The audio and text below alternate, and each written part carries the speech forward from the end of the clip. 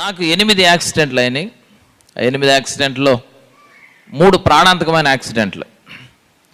కనుక నా నమ్మకం, అలాగే సేవకులందరూ చెప్పే విషయం ఏంటంటే, నువ్వు చేసే స్తుతి ఆరాధన నీ చుట్టూ కవచంలాగా నిన్ను కాపాడుతుందని. ప్రతి యాక్సిడెంట్లో కూడా కొంచెం గట్టిగానే వచ్చు ఆమె.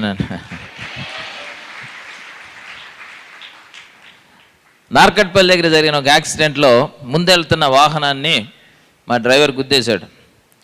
120-130 స్పీడ్లో కొడితే మేమందరం నిద్రపోతున్నాం.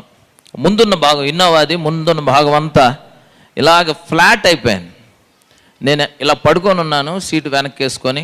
అందరూ నిద్రలో ఉన్నాను, నాతో పాటు 5గురు ఉన్నారు. అదంతా ఇలాగ క్రష్ ఇలాగ వచ్చి నా మీదకి వచ్చి, నేను ఏ షేపులో పడుకున్నానో ఆ షేపులో అలా ఆగిపోయింది. అది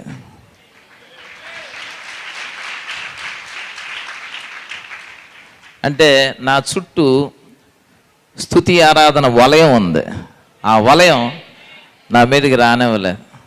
అంతేకాదు, రెండోసారి యాక్సిడెంట్లో కడప దగ్గర యాక్సిడెంట్ అయినప్పుడు ఆ కారు మామూలుగా అన్నిసార్లు ఇలాగే పడుతున్నాం ఎందుకని అది డిఫరెంట్గా ఆలోచించింది. మా కారు ఇలాగ గాల్లోకి లేచి ఇలా వెల్లకిలో పడింది. అప్పుడు కూడా 5గురు ఉన్నాం కారులో. కారు నిండా ఎక్విప్మెంట్ ఉన్నాయి, కంప్యూటర్లు, హార్డ్ డిస్క్లు, కెమెరాలు, చాలా ఎక్విప్మెంట్ ఉంది. చాలా టైట్గా ఉంది కారు.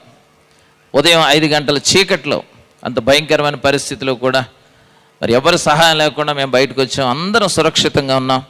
కనీసం ఒక్క లోపల ఉన్న ఏ చిన్న ఎక్విప్మెంట్ కూడా ఇబ్బంది కలగలేదు. మా మొబైల్ స్క్రీన్ గార్డ్ పగలలేదు, మా కళ్ళద్దాల గ్లాసులు కూడా స్క్రాచ్ పడలేదు.